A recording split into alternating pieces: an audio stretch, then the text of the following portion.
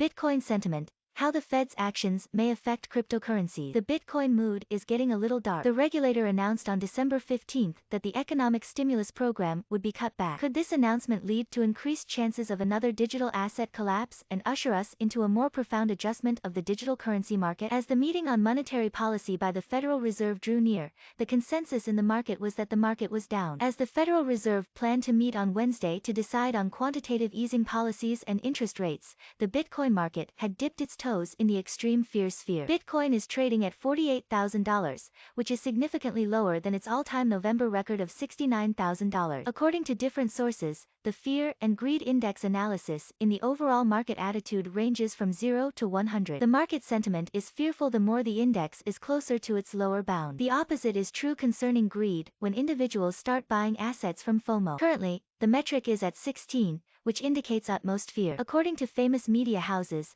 the general expectation from the Federal Reserve meeting is that there is a possibility that the central bank will aim to limit inflation by increasing the interest rate. Financial markets should therefore be ready to switch their investment thesis. Nevertheless, the Federal Reserve has acted fast to avert consumer prices from escalating beyond its 2% mark. However, the move is expected to come into effect next year. Currently, the market expectation for a quick rundown of asset purchases isn't hypothetical. By the end of the previous month, the Fed's chair Jerome Powell indicated the Federal Reserve Bank's bond purchasing initiative could end sooner than anticipated amidst the growing inflation rates and a more sturdy United States economy. Powell further added that he and his associates would go over whether it would be ideal for closing our purchases a few months earlier than planned. On Wednesday, Bitcoin bounced towards $49,000 following the announcement by the Federal Reserve to speed up the stimulus withdrawal process. According to some analysts, the decision of the Federal Reserve was already included in the price, which means some traders had already done away with long positions,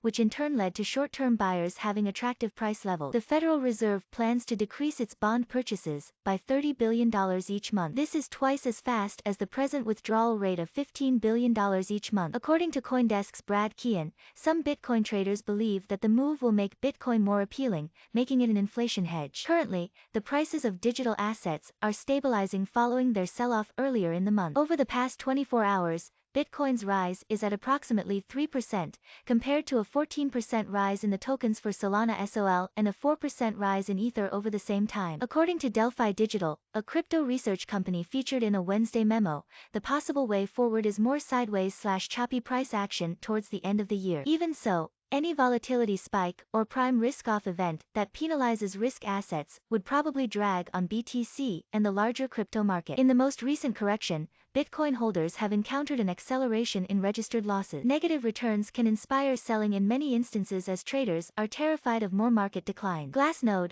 a crypto data firm, noted in a blog post that they're currently noticing an acceleration of losses realized among holders of BTC, trending over $1 billion daily on 2 instances in the course of this correction. The decline of BTC prices from a perpetual high of approximately $69,000 set off a more careful note in the market. According to Glassnode, the opening up of losses indicated the tension of another sell-off. Nevertheless, despite higher losses, blockchain data indicates that a few investors carry on with holding Bitcoin. For instance, BTC balance on exchanges has progressed in declining this year, which could signify that investors would instead hold Bitcoin in their wallet than make it accessible on the exchange for sale. The sell-off weekend for Bitcoin and succeeding rebound show the volatility of the crypto market and its expanding relation to classes of traditional assets. Investors said that a few of the latest sell-offs resulted from liquidations on alternative exchanges. It was also triggered by worries about Federal Reserve policy, market risk, and interest rates, which have been behind many days of seesaw trade in stocks and other markets. As per Nicholas Colley,